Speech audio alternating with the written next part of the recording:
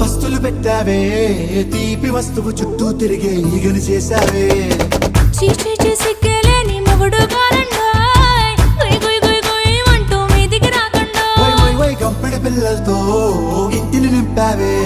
సాపాదిండు సంసారాన్ని మేడెక్కించావే ఇరుగు పొరుగు ముందు సరసాల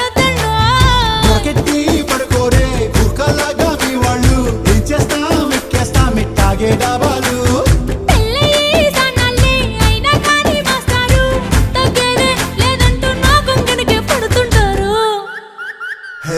గోదారి గట్టు మీద రామసలకావే